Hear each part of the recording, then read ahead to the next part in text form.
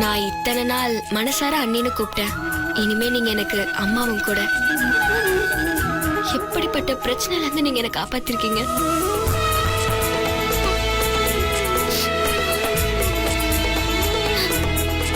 ஜனனி, நீ அழவே கூடாது.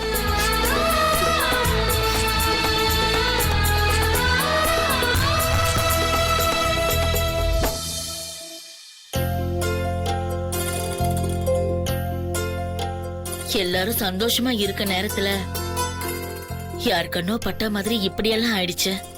பரவாயில்ல, இதுவும் ஒரு வகையில நல்லதுக்கு தானே எனக்கு தோணுது. ஏன்னா இப்படி ஒரு குழப்பம் வந்து ஜனனி யார் என்னன்னு இப்ப தெளிவாயிடுச்சு பாருங்க.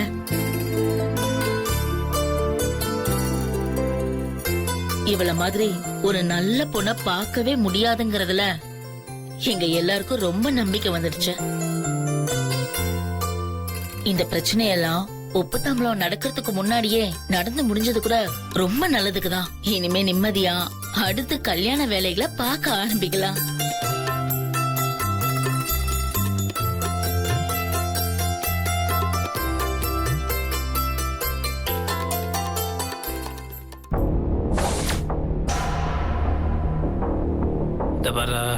ஜனனிக்கு கண்டிப்பா நல்லபடியா கல்யாணம் நடந்துரும். எந்த பிரச்சனையும் இல்லாத தீர்ந்துருச்சு. ஆனா இந்த சிவான்றவனை குறைச்சி இடப்படக்கூடாது. நம்ம தங்கச்சிக்கிட்ட மட்டும் கிடையாதுடா, இனிமேல் எந்த பொண்ணோட வாழ்க்கையிலையும் அவன் விளையாடக்கூடாது. அவன் யாரு என்னன்னு கண்டுபிடிச்சு அவன் ஃபியூஸை பிடிங்கிடலாம்.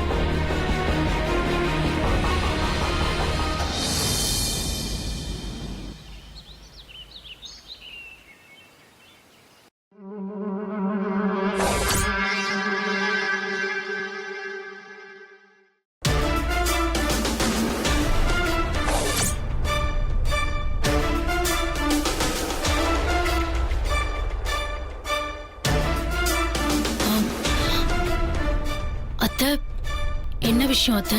எதுக்காக வர சொன்னீங்க? நான் எதுக்காக வர சொல்லியிருப்பேன்னு உனக்கு தெரியலையா? இல்ல தெரிஞ்சுக்கிட்டு தெரியாத மாதிரி நடிக்கிறியா? என்ன அத்தை, திடீர்னு பெரிய வார்த்தை எல்லாம் பேசுறீங்க? நீ சின்னத்தனமா நடந்துகிட்ட காரணத்தாலதான் நான் பெரிய வார்த்தையெல்லாம் பேச வேண்டியதா போச்சு. அத்தை, பேசாத. உண்மையிலேயே நீ என்ன அத்தைய நினைச்சிருந்தா இப்படி ஒரு காரியத்தை பண்ணிருப்பியா? அவங்க எல்லாரும் யாரு? நமக்கு எந்த வகையில சம்பந்தம் இல்லாத வெளி குடும்பத்தை சேர்ந்தவங்க. அப்படி இருக்கும்போது அவங்க எல்லாரும் ஜனனியை நாங்க நம்புறோம், அவ தப்பு பண்ணிருக்க மாட்டான்னு உறுதியா சொன்னாங்க. ஆனா நீ சபையில வச்சு அத்தனை பேர் முன்னாடி என் பொண்ணு மேல நம்பிக்கை இல்லைன்னு சொல்ற. அவளை சந்தேகப்பட்டு பேசுற அளவுக்கு போயிட்டியே. உன் நோக்கம்தான் என்ன? நான் திரும்பி இந்த வீட்டுக்குள்ள வந்தப்போ உன் நிலைமைய பார்த்து பருத வச்சு போய் திரும்பவும் வீட்டுக்குள்ள வரவழைச்ச. உடனே உங்க கல்யாணத்தை பண்ணணும்னு நினைச்சுதானே இப்ப ஜனனி கல்யாணத்துக்கு ஏற்பாடு நடந்துகிட்டு இருக்கு. ஆனா நீ என் முன்னாடி ஜனனி நடத்தியே சந்தேகப்பட்டு பேசி அவளை அசிங்கப்படுத்துற. அவ வாழ்க்கையை நாசப்படுத்தணும்னு முடிவு பண்ணிட்டியா நீ? அவளுக்கும் உனக்கும் 1000 மனக்கசப்பு இருக்கலாம். ஆனா அவ உன்னை அண்ணியா ஏத்துக்க முடியாதுன்னு சொன்ன ஒரே வார்த்தைக்காக அவ வாழ்க்கைய கெடுக்க நினைக்கிறியே, இது நியாயமா? உங்க மனசுல இருக்கிறது எல்லாத்தையும் கேட்டு முடிச்சிட்டீங்களா? நீங்க கோவப்பட்டு பேசினதுனால தான் நான் அமைதியா நின்னேனே தவிர தப்பு பண்ணிட்டோங்கிறதுனால இல்ல அத்தை. ஆமா, தயவு செஞ்சு என்ன சந்தேகப்படாதீங்க.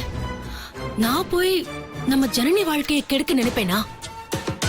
நான் பேசுனதுக்கு காரணம் என்னன்னு தெரிஞ்சாதான் உங்களுக்கு என் பக்கம் இருக்கிற நியாயம் புரியும் அத்தை.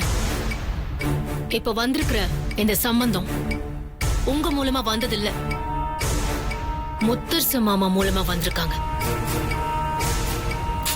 அதுக்கும் நீ பேசுறதுக்கும் என்ன சம்பந்தம் ஸ்வேதா? அத்தை அத்தை, கோவப்படாம பொறுமையா கேளுங்க. அவங்க அந்தஸ்து ரொம்ப பெருசா இருக்கலாம், உண்மையிலேயே நம்மளை விட சொத்து பத்து ஜாஸ்தியா இருக்கிறவங்களா கூட இருக்கலாம். ஆனா அதுக்காக நம்ம குடும்பத்தை மட்டமா இலக்காரமா பாக்குறது எந்த வகையில அத்தை நியாயம்? இன்னும் கல்யாணமே நடக்கல, இப்பவே இப்படி நடந்துக்கிறாங்கன்னா கல்யாணம் முடிஞ்சா இன்னும் அவங்க கை மேல ஓங்கிடும். இந்த மாதிரி தப்பான குடும்பத்தோட சம்பந்தம் வச்சுக்கிட்டா நாளைக்கு நீங்க தான் அவங்க முன்னாடி கை கட்டி நிக்க வேண்டி வரும். இந்த வீட்டுக்கு மருமகளா வரப்போறேன்னா இதெல்லாம் வேடிக்கை பார்த்துக்கிட்டு சும்மா இருக்கிறதா? அதான் உங்க தலைகுனிவை பாக்குற சக்தி இல்லாததுனாலதான் எப்படியாவது இந்த கல்யாணத்தை நிறுத்திடலாம்னு நினைச்சுதான் சபையில வச்சு நான் அப்படி பேசினேன். இப்ப புரியுதா அத்தை? நல்லா இருக்கே நீ சொல்ற நியாயம். குழந்தை ரொம்ப அழுவது, ரொம்ப கஷ்டப்படுதுன்னு சொல்லி குழந்தையே தானம் பண்ணிட்டேன்னு சொல்ற மாதிரி இருக்கு நீ சொல்ற நியாயம். உனக்கு அப்படி தோணுச்சுன்னா அத பத்தி நீ என்கிட்ட பேசுறத விட்டுட்டு நீயா ஒரு முடிவெடுத்து பேசுவியா? நீ 1000 சமாதானம் சொன்னாலும் ஜனனி பேரை கெடுக்கிற மாதிரி நீ பேசுறது எனக்கு கொஞ்சம் கூட பிடிக்கல ஸ்வேதா. அத்தை ப்ளீஸ், தயவு செஞ்சு நான் சொல்றது கொஞ்சம் புரிஞ்சுக்கோங்க. உன் நோக்கம் என்னன்னு நல்லா புரிஞ்சுதான் பேசுற ஸ்வேதா. இனிமேலாவது உன் இஷ்டத்துக்கு தாந்தோணித்தனமா நடக்கிறத விட்டுடு. அப்புறம் எனக்கு கோபம் அதிகமாச்சுன்னா என்ன முடிவெடுப்பேன்னு எனக்கே தெரியாது. ஜாக்கிரதை. நான் இவ்ளோ சொல்லியும் நீங்க நம்பலல்ல? நான் பேசுனது எவ்வளவு சரி, அதே சமயம் எவ்வளவு சீரியஸான விஷயம்னு கூடிய சீக்கிரமே உங்களுக்கு புரிய வரும். அப்ப வீட்ல இருக்கிற வேற யாரும் உங்க பக்கம் நிக்க மாட்டாங்க, ஆனா நான் நிப்பேன். அன்னைக்கு உங்களுக்கு இந்த ஸ்வேதா யாருன்னு கண்டிப்பா புரிய வரும். நான் பேசுனதுல தப்பு இருந்தா மன்னிச்சுக்கோங்க. I'm sorry.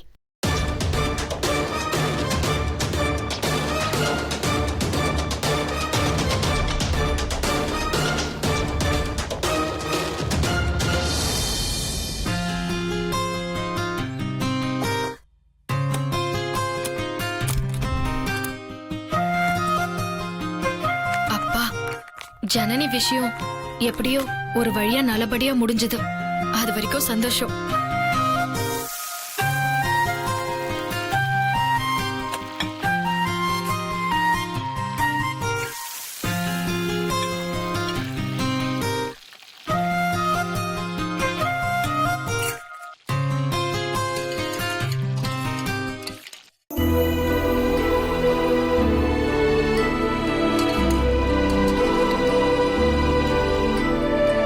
வெண்ணிலா, அத்தை, இங்க வாமா.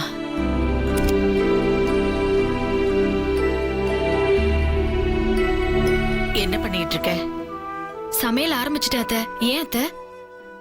ஒரு நிமிஷம் என் கூட வா.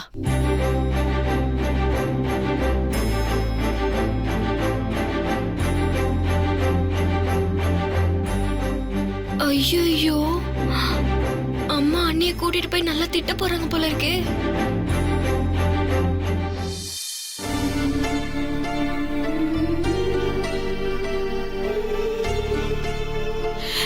ரொம்ப நன்றிமா.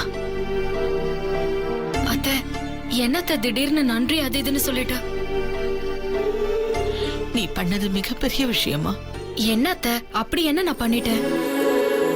வெண்ணிலா, நான் பல சந்தர்ப்பங்கள்ல உன்கிட்ட கடுமையா நடந்திருக்கேன். ஆனா அது எதையுமே மனசுல வச்சுக்காம ஜனனி விஷயத்துல மிகப்பெரிய பக்கபலமா இருந்திருக்க. நீ மட்டும் மாப்பிள்ளை கிட்ட முன்னாடியே இத பத்தி பேசாம இருந்திருந்தா என்ன நடந்திருக்கும்னு என்னால நினைச்சு கூட பார்க்க முடியல. இந்த வரனே கலைஞ்சு போயிருக்குமா? என்னத்த இப்படி பேசுறீங்க? ஜனனிக்கு ஒண்ணுனா நான் வேடிக்கை பார்த்துட்டா இருப்பேன். அவ நம்ம வீட்டு பொண்ணாத்த எப்படி விட முடியும்? இப்ப புரியுதா நான் எதுக்காக உனக்கு நன்றி சொன்னேன்னு? நான் மட்டும் இல்ல, இந்த வீடே உனக்கு கடமைப்பட்டிருக்க. ரொம்ப நன்றிமா.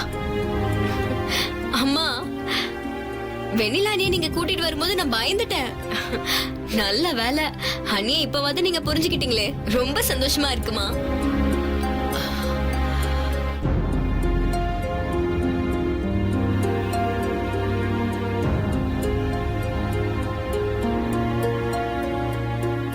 இங்க பாரு வெண்ணிலா, ஜனனிக்கு நீ பண்ண உதவிக்கு நான் நன்றி சொல்றேன், அவ்வளவுதான்.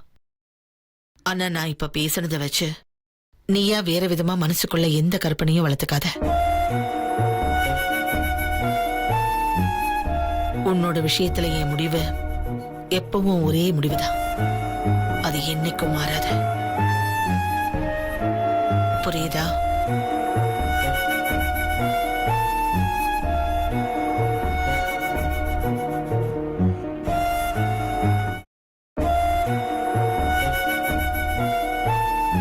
அண்ணி, என்ன உங்க முகம் இப்படி ஆயிடுச்சு?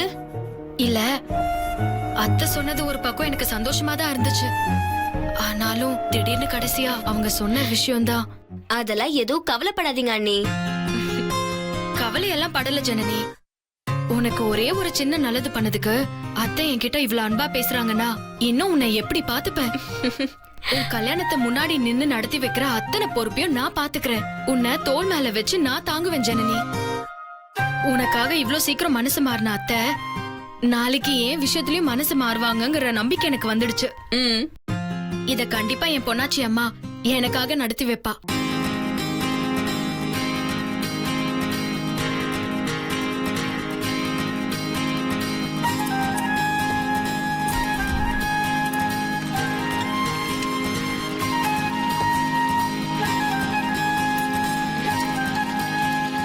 என்ன அண்ணி ஸ்வீட்டா? ஆமா, உனக்காக ஆரம்பிச்ச, இப்போ எனக்காகவும் சேர்த்து செய்யற பால் பாயாசம். அத்தை என்ன ரொம்ப பாராட்டிட்டாங்க. அண்ணி வலிக்குது அண்ணி. சரி சரி, கொஞ்சம் கௌதம்காகவும் மிச்சம் வைக்கிறேன்.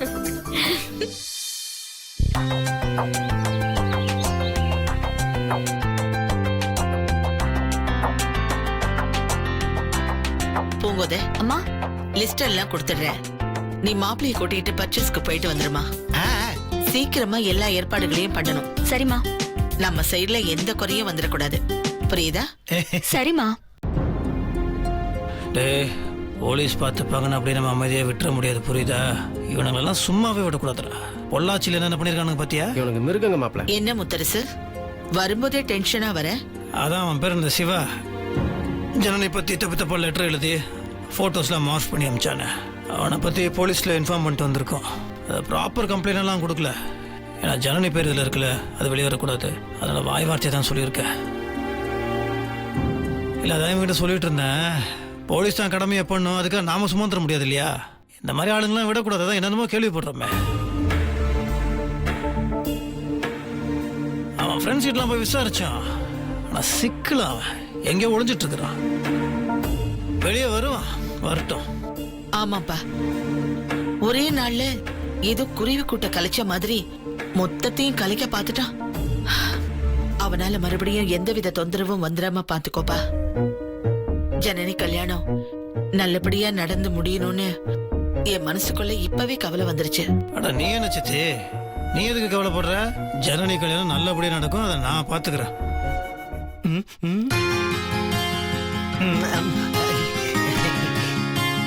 முத்துமாமா, பாயாசம் எடுத்துக்கோங்க. சித்தி, இப்பதான் ஜனனியோட கல்யாணம் நல்லபடியா நடந்து முடியும்னு சொல்லி வாய மூடல வெண்ணிலா பாயாசத்தை கொண்டாந்து நீட்டுறான். நல்ல சகனம் பாத்தியா? அதான் வெண்ணிலாங்கிறது.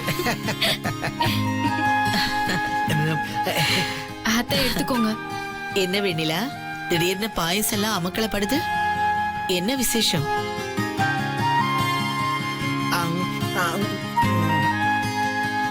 ஹே, என்ன புன்னகை?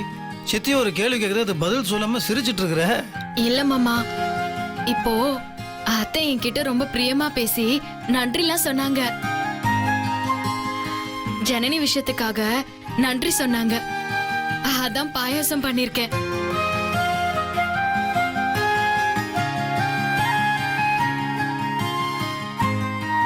அடேங்க அப்பா, அப்படி இப்படின்னு இப்ப சித்தியோட மனசுலயே இடம் பிடிச்சிட்ட.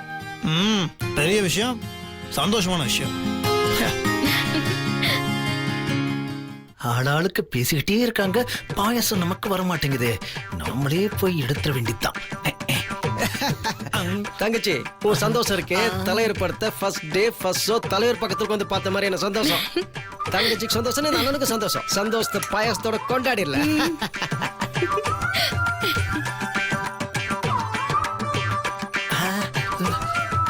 ரெண்டு கைக்கு ரெண்டு எடுத்தா கரெக்டா இருக்கும்.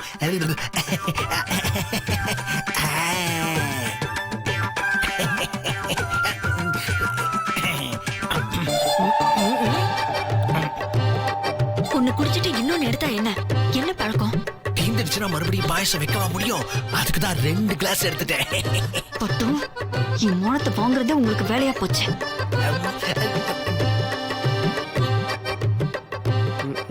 பார்த்து உள்ள விழுந்துட போற. பேங்க் வேலை இருக்கு, மேல வா. பாயாசம் சூப்பர் தங்கச்சி.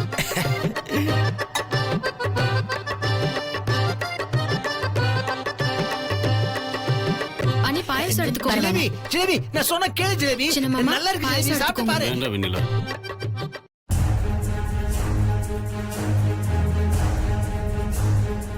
அத்தை பேசிட்டாங்கன்னு பால் பாயாசம் வச்சாலாம். எதுல வேற எல்லாரும் சந்தோஷப்பட்டு சிரிச்சுக்கிட்டே எடுத்துக்கிறாங்க. இந்த வீட்ல இருக்கிறவங்களுக்கும் அறிவில்லை, இவளுக்கும் அறிவில்லை. வாங்கடி.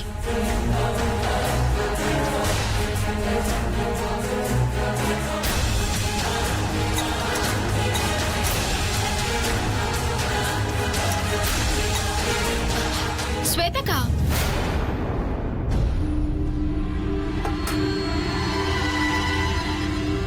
இந்தாங்க பாயசம் எடுத்துக்கோங்க.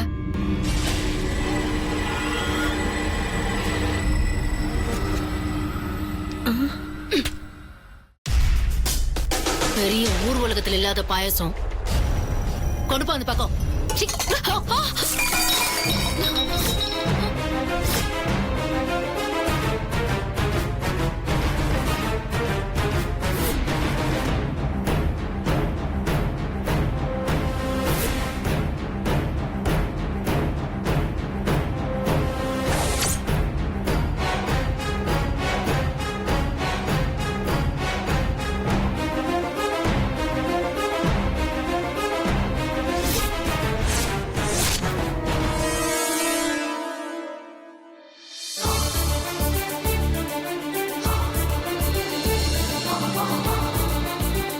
Will you marry me?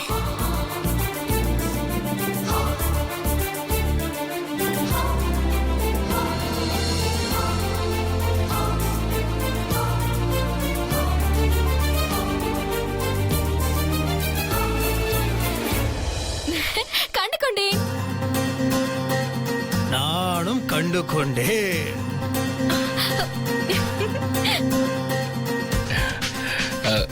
என்ன கண்டு கொண்டேன்? அது ஒண்ணும் இல்ல மாப்ள, நம்ம ஜீ தமிழ்ல கண்டு கொண்டேன் ஒரு புது சீரியல் வரப்போகுது.